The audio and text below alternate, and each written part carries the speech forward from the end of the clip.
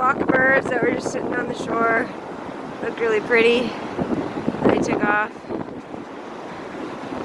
I missed like a picture of the endangered little teeny, they look like little poof balls. Super cute. The other day they were all lined up. It was just like a picture, you know. So I was like, let me take a picture. But Miho was like, hey, what are you? They all took off. But yeah.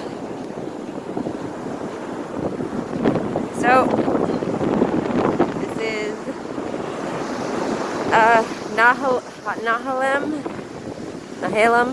Nahalem, I think. Oh shit! God damn it! I don't want to get wet. Nahalem. I don't know why I kept calling it Nahalem, but Nahalem State Beach Park, where I was raped by two ugly, fat, disgusting, look like motorcycle gang motherfuckers in a souped up Westphalia. Green, converted 4x4. I admired it, but I mostly wanted to talk to him because it's just the vibe. Oh, the birds are going down there to land. They're like, ew, it's cold out there. It is cold. I got my hands warm by sticking them in my jacket, but I could use another layer on my bottoms and on my top even. I don't know how Vita's dealing with it. She's got no fur, but she's so happy to be out and running around. But yeah, for sure that bitch took them out.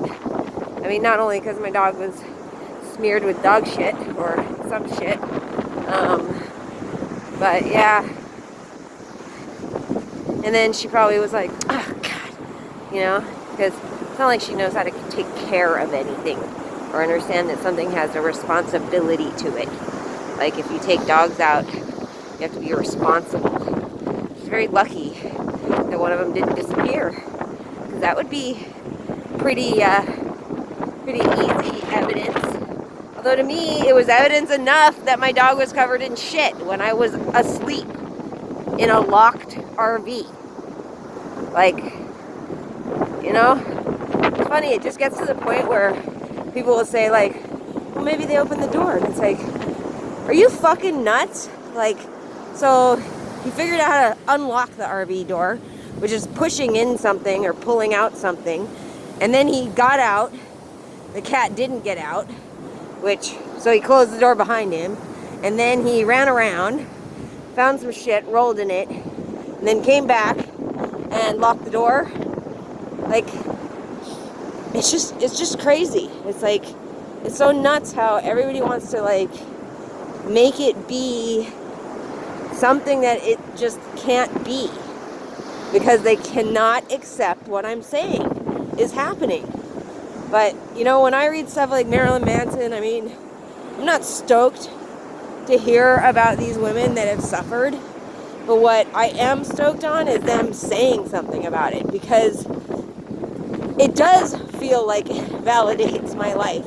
Like, they don't know me, you know, I don't know them, but we've both been tortured. They were awake for it. I'm unconscious. But, you know, it just goes to show you that, like, shit is out there that's fucking nuts, you know? And it's like, I mean, I think most of us have always, like, probably assumed that men that have an extreme amount of money and power do fucked up shit, you know? Because they can't, you know? I mean, regular prostitutes would get old, you know, the fact of things like torturing, BDM, all those things would start to develop. And I mean, I'm not saying everybody that does that stuff is, you know, well, the torture, yes, but the BDM is like, you know, against people's wishes. But, you know, you notice how those women had to say, like, this was non-consensual, like, because in their minds, they've been so, like, warped, and, like, you know, he obviously spent a great deal of effort mentally trying to make it seem like they were participating. And so, therefore, what he was doing was okay. You know? It's just, it's crazy. And people just have no, I don't think, really a clue of how fucked up other human beings can be. You know, it's like it doesn't sink in. They don't want to deal with it. They don't want to think about it. But, I mean, history is filled with psychopathic people that are documented torturing people, raping people, murdering people. Rape is such a common crime, and it's getting to be, with the way that the United States is going, and you know, you elect a president like Clinton or Trump, and they're both rapists. You do that, you tell men it's okay. Like, you really do. And you empower rapists. So, I mean, that's why it was like, you know, first election I didn't vote Clinton and Trump. Because, yeah, I understood. I mean, did I ever think he'd win? No, I was like everybody else. Like, that never happened. And, whoa, crazy. But then, it's like, fuck that. Like, I haven't liked the Clintons for, you know, I mean, she's not the perpetrator, maybe, but she stayed with him. And that does matter. And is he more responsible? Of course. Do I hate him more? Yep. But I ain't voting for some bitch that fucking stays with a fucking rapist and fucking helps him to annihilate her victims and discredit them. How fucking cool is this? What the fuck? It's so cool. What's interesting is they're all cut. So it's like someone, this is logging from somewhere, you know, probably, well, you can't see it now because it's all rainy, but probably up there, the mountains, it logs and then it eventually, I guess, gets into the ocean and then comes all the way over here. So, maybe not even that far, I don't know. But that was fucking cool as hell. Look how cool that is. Look how fucking cool that is. Look how cool that is. I don't know how clear it is because on my side it's all wet. But yeah, my favorite one is back there. But yeah, like, this is just so cool. All the different colors, and then to look and see that maybe they were chosen because a lot of them are rotted out on the inside, or did that happen when after it fell? Oh, this one's even got the plastic to it. I should pick that up. Ugh. I don't really feel like helping the world anymore, to be honest. So maybe I'll pick that up on the way back. I'm not sure. I'm feeling very, very angry at the world for letting me fucking be raped and sodomized and tortured over and over again. Like, it just is, it's mind-boggling. I can't even, you know? Like, she didn't go to town on me last night. Maybe because it was too cold. Maybe rapists didn't want to, like, stand outside. Maybe because I called the police. Maybe because, you know, you keep battering my vagina and my anus. Like, I'll go in there and it'll just be super obvious. There won't be, like, no evidence, you know? So, and that's a note to people who don't know.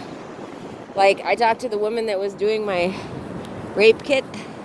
The last one I did in Vancouver, Washington. And, like, she never goes to court, pretty much. Which means that, like, nothing ever really happens with those kits. For probably a variety of reasons. But she was obviously, she felt pretty bummed on it, you know? That's her job, right? She's trying to do something useful in the world and help. And, you know, her job isn't really doing anything, right? That's what it seems like. I think it's an incredibly important job. You know, it's incredibly important. I mean, in my experience with doing the rape kits, having someone that's willing to listen to me and, you know, let me vent, talk, cry, you know, it's incredibly important. And do the evidence in the most gentle way possible, which is not, you know, you're already all sore and fucked up down there. And it's weird because she said it is like that. Like, you go in there and people, and she's not, every single one of them say this, is that the women are like, it's so sore, like, what do you see, sort of thing, or, and there's not much to see. And what they keep saying is the vagina is just a very flexible, you know, self-healing organ. So, you know, finding stuff on the body. Like, the body is just constantly repairing itself when it has, like, shit that is going wrong. So, like, as soon as you get something, the body's like, I'm on it, you know? So, and I'm 100% sure rapists understand this, because, I mean, they seem to know. Anyhow, this is our day. This morning, it's a big pile of whatever that stuff is, onion stuff or whatever, out.